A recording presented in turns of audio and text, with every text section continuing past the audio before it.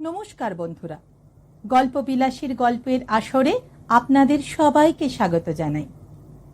দীর্ঘদিনের বিরতির পর আজ আপনাদের মাঝখানে আমি উপস্থিত হয়েছি শ্রদ্ধেয় লেখক বিভূতিভূষণ বন্দ্যোপাধ্যায়ের লেখা একটি গল্প নিয়ে। গল্পটির নাম ভৌতিক পালঙ্ক। গল্পটি ভালো লাগলে লাইক করে দেবেন এবং শেয়ার করে দেবেন এবং এই চ্যানেলটিকে অবশ্য করে সাবস্ক্রাইব করে দেবেন। আর গল্পটি কেমন লাগলো অবশ্যই কমেন্ট করে জানাবেন। তাহলে শুরু করছি শ্রদ্ধেয় লেখক বিভূতিভূষণ বন্দ্যোপাধ্যায়ের লেখা গল্প ভৌতিক পালঙ্ক। অনেকদিন পর সতীশের সঙ্গে দেখা। বেচারা হন্তদন্ত হয়ে ভিড় ঠেলে বিকেলবেলা বেন্টিং স্ট্রিটের বাঁ দিকের ফুটপাত দিয়ে উত্তর মুখে চলেছিল। সমস্ত আপিসের সবে মাত্র ছুটি হয়েছে। শীতকাল, আধো অন্ধকার আধো আলোয় পথ ছেয়েছিল। ক্লান্ত দেহে ছ্যাকরা গাড়ির মতো ধীরে ধীরে পথ ভেদ করে চলেছিলাম। সহসা সতীশের জামাটা চেপে ধরে চিৎকার করে উঠলাম, আরে সতীশ যে! সতীশ সবিস্ময়ে আমার পানে চেয়ে বলে উঠল, খগেন, বাই গড, আমি তোমাকেই খুঁজছিলাম। বললাম, তার প্রমাণ আমাকে ধাক্কা দিয়েই তুমি চলে গেছলে আরেকটু হলে। ভাগ্যিস ডাকলাম। সরি, আমি এখন বিশেষ ব্যস্ত। তা তো বুঝতেই পারছি। তা কোথায় চলেছ শুনি? তোমাকেও যেতে হবে আমার সঙ্গে। এ বেশি দূর নয়, যাবার পথে সব বলবো। আশ্চর্য! না বললে শুনবো না, জোর করে নিয়ে যাব। ছেলেবেলা থেকেই সতীশকে চিনি। কথা অনুযায়ী সে কাজ করে, আর শরীরে কিছু বল থাকায় প্রায় ক্ষেত্রে সে বল প্রয়োগ করে স্বার্থ সিদ্ধি করতে ভোলে না। অগত্যা তার সঙ্গে যেতে হলো। তার গন্তব্যস্থান খুব নিকটেই ছিল এবং সে তার উদ্দেশ্য খুব সংক্ষেপেই ব্যক্ত করল।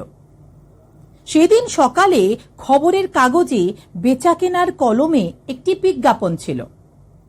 একটি অতি আধুনিক এবং রহস্যজনক চীন দেশীয় খাট অধিক মূল্যদাতাকে বিক্রয় করা হইবে। জগতে ইহা অদ্বিতীয়, সুযোগ হারাইলে অনুশোচনা করিতে হইবে। ঠিকানা 2/3 অমুক স্ট্রিট। সতীশ তার পকেট থেকে বিজ্ঞাপনটি বার করে বলল, পড়ো। বুঝলাম। তার রহস্যজনক শব্দটার মানে কি? ওইটাই তো আমায় ভাবিয়ে তুলেছে। কোনো হদিশ করে উঠতে পারছি না। সতীশ চলছিল রাস্তার নাম দেখতে দেখতে। হঠাৎ সে লাফিয়ে উঠল, পেয়েছি, এই গলি।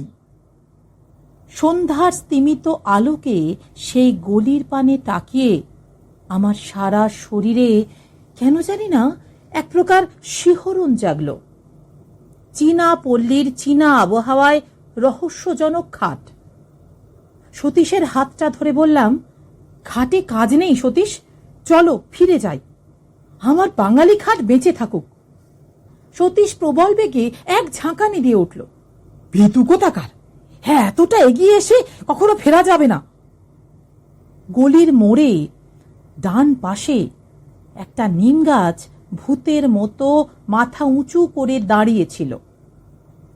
ওদিকে ডাস্টবিনের মধ্য থেকে যত সব অখাদ্য কুখাদ্যের উৎকট গন্ধ ভেসে আসছে।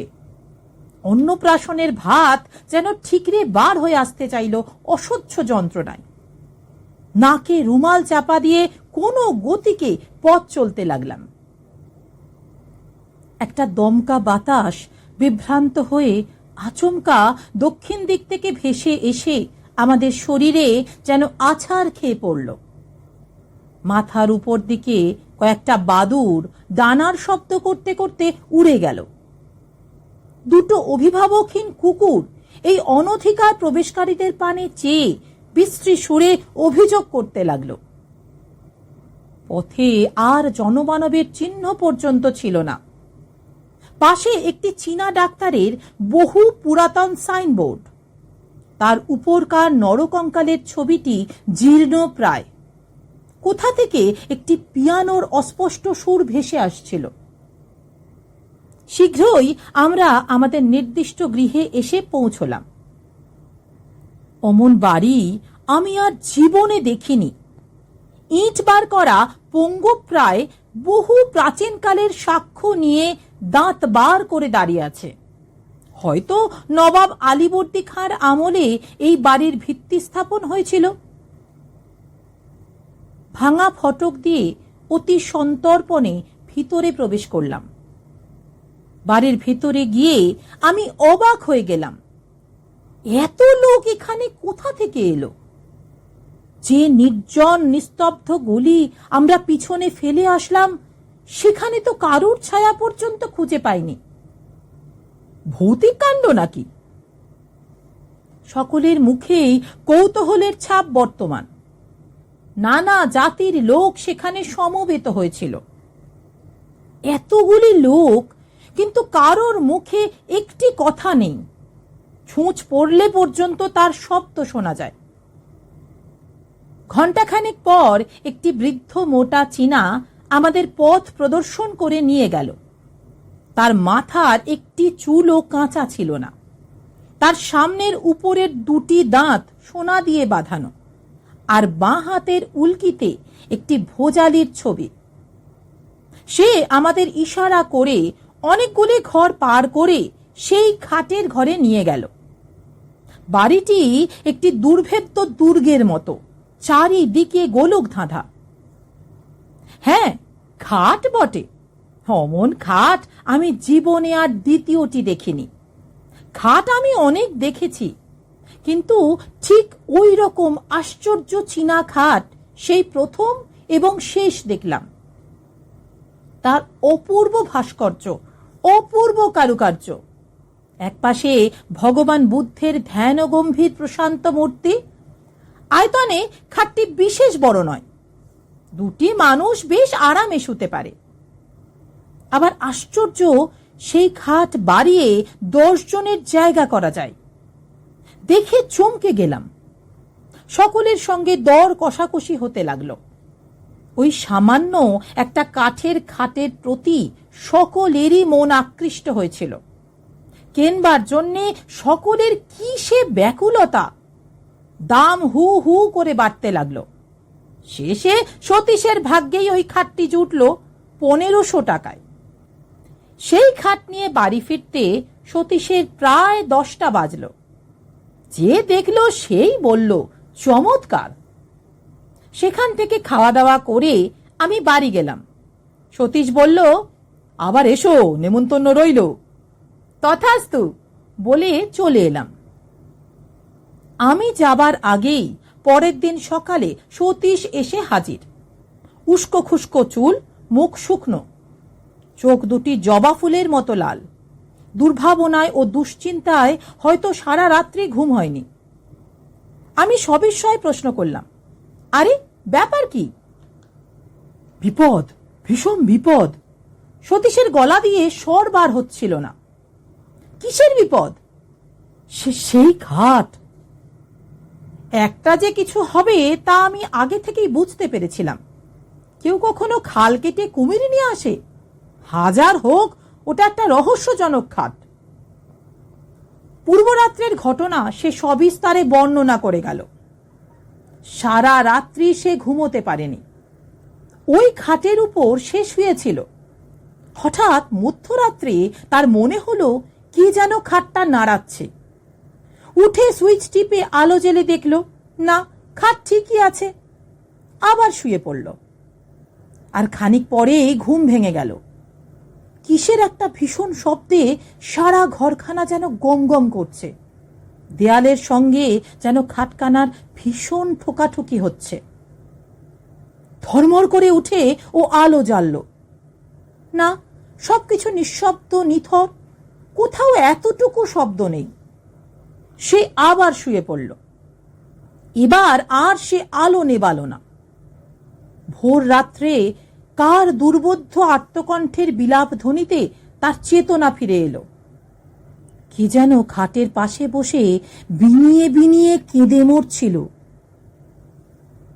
আমি বললাম, বলেছিলাম তো তোমায় প্রথমেই, ও খাট কিনে কাজ নেই, যেমন তোমার রোগ, এইবার বোঝো। সতীশ বলল, দেখো খগেন, তোমায় হয়তো বুঝিয়ে বলতে পারবো না, ওই হতভাগ্য খাটখানার উপর এমন মায়া লেগে গেছে যে কি বলবো। আমি ওকে ছাড়তে পারবো না কোনো মতেই। তবে মরো ওই খাট নিয়ে। আমি তোমার সাহায্য চাই। আমার সাহায্য? হ্যাঁ, আজ তুমি আমাদের ওখানে রাতে খাওয়া দাওয়া করবে। সারা রাত না ঘুমিয়ে ওই খাট পাহারা দেব, দেখি ওর গলদ কোথায়। আর আমার আপিস? পাগল, কাল যে রবিবার। অগত্যা বন্ধুকে সাহায্য করবার জন্যে সন্ধ্যাবেলা তাদের বাড়ি গিয়ে হাজির হলাম। সতীশ আমার অপেক্ষায় পথপানে চেয়েছিল। সে সোল্লাসে চিৎকার করে উঠল, সুস্বাগতম সুস্বাগতম। তারপর আর কোনো গন্ডগোল হয়নি তো? না, দিনের বেলা গন্ডগোল হওয়ার তো কোনো কারণ নেই। সতীশের মা বললেন, দেখো দেখি বাবা খগেন, এত বলছি যা বিক্রি করে দে, তা আমার কথা যদিও শুনেছে। সতীশ বলল, বলছো কি মা, ভয় পেয়ে 1500 টাকার খাটটা বিক্রি করব? খাওয়া দাওয়া সেরে রাত্রি জাগবার সাজ সরঞ্জাম নিয়ে আমরা দুই বন্ধুতে খাটের ঘরে গিয়ে বসলাম। আমার হাতে দীনেন রায়ের ডিটেকটিভ উপন্যাস, আর সতীশের হাতে হেলথ অ্যান্ড হাইজিন। রাত্রি ক্রমে ক্রমে বাড়তে লাগলো। ঠিক হলো, আগে সতীশ ঘুমুবে আর আমি জাগব, তারপর সতীশ জাগবে আর আমি ঘুমুব। বইখানা খুলে আমি বসে রইলাম। পড়তে পারলাম না একটি অক্ষরও। এক দৃষ্টিতে তাকিয়ে রইলাম, চারদিকে কান খাড়া করে বসে রইলাম ভয়ে ভয়ে। এতটুকু শব্দে থেকে থেকে চমকে উঠছিলাম। ওই বুঝি অপদেবতা আমার গলাটি দিলে টিপে। কাদের বাড়ির ঘড়িতে সুর করে 2টো বেজে গেল। হঠাৎ মনে হলো কে যেন বাইরের বারান্দায় চলে বেড়াচ্ছে। তার পদশব্দ বেশ স্পষ্ট হয়ে উঠল। আমার সারা শরীর ডোল দিয়ে উঠল, লোমগুলো খাড়া হয়ে উঠল। হঠাৎ সশব্দে খোলা জানালাটা বন্ধ হয়ে গেল। মুহূর্তে বোধ হলো আমি যেন শূন্যে উঠে গেছি, আমার জ্ঞান যেন লোপ পেয়ে যাচ্ছে। আমি মৃত না জীবিত তাও ঘোর সন্দেহের বিষয় হয়ে উঠল।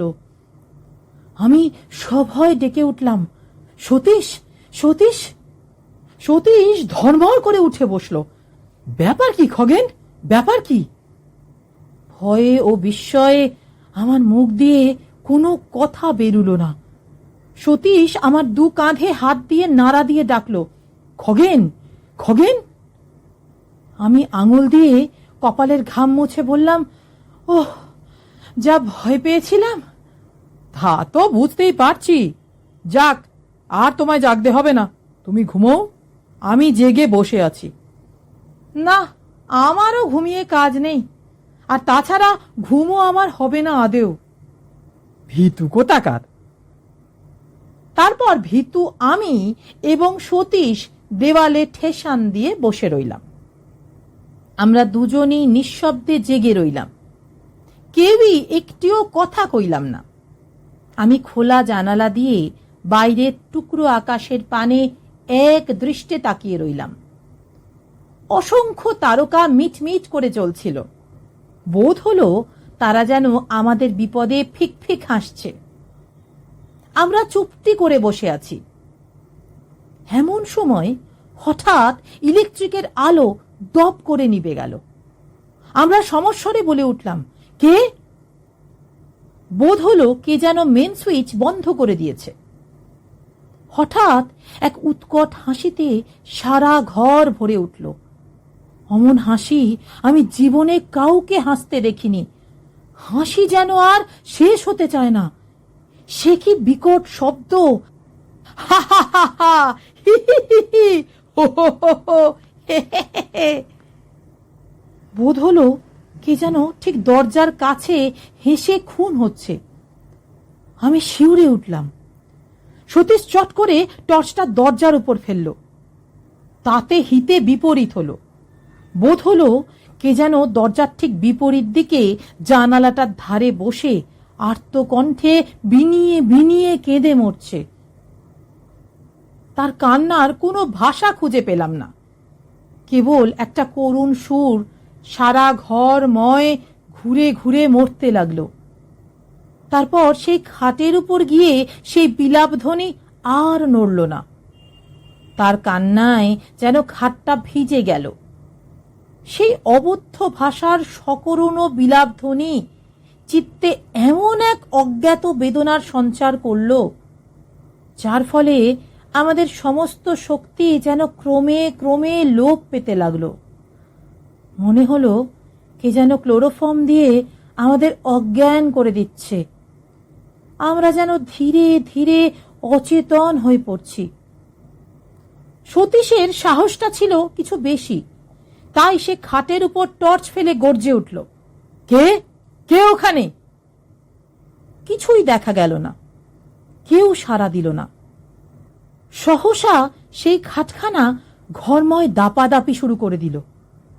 মনে হলো অগণিত নরকঙ্কাল যেন তার চারিদিকে নৃত্য করছে। তাদের হাড়ের খটখট শব্দে কানের পর্দা ছিঁড়ে যাওয়ার উপক্রম হলো। আমার বুকের ভেতরটা টনটন করতে লাগলো কিসের যেন বেদনায়। বোধ হলো হয়তো বুকখানা ভেঙে চুরমার হয়ে যাবে।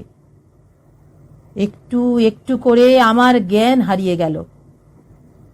তারপর কোথা দিয়ে যে কি হয়ে গেল তা ঠিক বুঝতে পারলাম না। বোধ হলো আমি যেন অনেক দূরে এক চীনা বাড়ি গিয়ে হাজির হয়েছি। একটি ছোট ঘরে তখন সেই গভীর রাতে টিমটিম করে একটি দীপ জ্বলছিল। ঘরের মেঝের উপর একটি লোক মুমূর্ষু অবস্থায় পড়ে রয়েছে। একটা ছেঁড়া মাদুরের উপর তার সেই রোগ পাণ্ডর মুখখানা দেখে আমার বড় দয়া হলো। রোগে ভুগে ভুগে বেচারা কঙ্কালসার হয়ে গেছে। তার পাশে বসেছিল তার স্ত্রী হবে বলেই বোধ হলো। চেহারা কিন্তু তার স্বামীর 4 গুণ। একটা মস্ত টুলের উপর বসে সে ঢুলছিল। তার পাশেই আমাদের এই খাটটা দেখে আমি অবাক হয়ে গেলাম। 7 সমুদ্র 13 নদী পার করে এটাকে কে এখানে নিয়ে এলো? হঠাৎ স্ত্রীলোকটি বিকট এক হাঁ করে হাই তুলল। তারপর দুটো সশব্দ তুড়ি দিয়ে একবার ঘরের চারিদিকে চেয়ে দেখলাম তার স্বামী ইতিমধ্যে উঠে সেই খাটের দিকে এগিয়ে গেছে চুপি চুপি। চকিতে ক্রুদ্ধা বাঘিনীর মতো তার স্ত্রী তাকে জোর করে খাট থেকে নামিয়ে বিছানায় ফেলে দিলে। সে ভীষণভাবে গর্জন করতে লাগলো, আর তার স্বামী ব্যাকুলভাবে অনুনয় করতে লাগলো ওই খাটের পানে অঙ্গুলি সংকেত করে। বোধ হলো সে চায় খাটে উঠতে, কিন্তু তার স্ত্রী তাকে কিছুতেই উঠতে দেবে না। উত্তেজনায় কাঁচতে কাঁচতে তার মুখ দিয়ে এক ঝলক রক্ত বেরিয়ে গেল। আমি শিউরে উঠলাম। তারপর লোকটার মাথাটা বিছানায় লুটিয়ে পড়ল, আর সে উঠল না। তার স্ত্রী তার পাশে বসে বিনিয়ে বিনিয়ে কাঁদতে লাগলো। যখন জ্ঞান ফিরল দেখলাম ভোরের আলোয় 4 দিক ভরে গেছে। দেখলাম সতীশের মা আমার চোখে মুখে জলের ছিটে দিচ্ছেন। তিনি আমার জ্ঞান ফিরে আসতে দেখে বললেন, খগেন, বাবা খগেন। আমি বললাম, আমি কোথায়? নিচের ঘরে। সতীশ কোথায়? সতীশের এখনো জ্ঞান হয়নি। তারপর শুনলাম রাত্রি 4টে নাগাদ আমরা নাকি দুজনে সদর দরজায় এসে মাটিতে পড়ে গিয়ে গোঁ গোঁ করতে থাকি। সতীশের মা বাইরে এসে এই অবস্থা দেখে চিৎকার করে কাঁদতে আরম্ভ করে দেন। পাক্কা 3 ঘন্টা তদারক করার পর আমাদের জ্ঞান হয়। ডাক্তার এসে বলে গেছিল ভয়ের কোনো কারণ নেই, একটা সাডেন শক আর কি। জ্ঞান হলে একটু ব্রোমাইড দিলেই সব ঠিক হয়ে যাবে। সতীশের জ্ঞান হতে সেও সেই আমারই মতো অবিকল উদ্ভট স্বরে কথা বলে গেল। আমি বিস্ময়ে সকলের পানে তাকিয়ে রইলাম। সতীশের মা বললেন, আগে ওই সর্বনেশে খাট বিদায় কর বাবা। খাট বিক্রির একটা বিজ্ঞাপন দেওয়া হলো। পরের দিন বিকালে অসংখ্য লোকে বাড়ি ছেয়ে গেল। খাটটা বিক্রি হলো শেষ পর্যন্ত 2000 টাকায়। এক ইহুদি সেটা কিনে নিয়ে গেল। যাক, মাছ থেকে কিছু লাভ হলো। বিক্রি না হলে শেষ পর্যন্ত হয়তো ওটা বিলিয়ে দিতে হতো। এখনো মাঝে মাঝে সেই রহস্যজনক খাটের কথা ভাবি। একবার মনে হয় সেটা এখন কার কাছে আছে খোঁজ করি। সেই অতৃপ্ত আত্মা যাকে তার দুর্দান্ত স্ত্রী কোনো ক্রমেই ব্যাধির ভয়ে খাটের উপর জীবিত অবস্থায় শুতে দেয়নি, সে কি আজ তৃপ্ত হয়েছে? না এখনো সে ওই খাটের পিছনে প্রতি রাত্রে ঘুরে ঘুরে মরে, কাউকে ওর উপর শুতে দেবে না বলে? এতক্ষণ শুনছিলেন বিভূতিভূষণ বন্দ্যোপাধ্যায়ের লেখা গল্প ভৌতিক পালঙ্ক। গল্পটি কেমন লাগলো কমেন্ট করে জানাবেন। গল্পটি ভালো লাগলে এই চ্যানেলটিকে সাবস্ক্রাইব করে পাশে থাকবেন। ধন্যবাদ।